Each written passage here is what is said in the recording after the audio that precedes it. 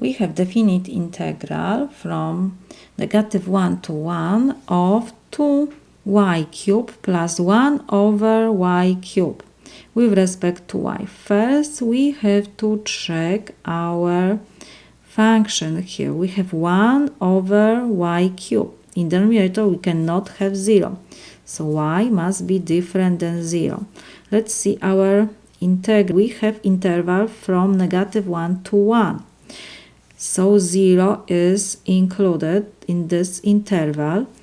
So our integral is not defined because the function 1 over y cubed is discontinuous.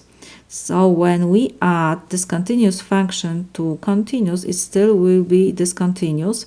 So our integral cannot be done. We can write only that because 1 over y cubed is discontinuous,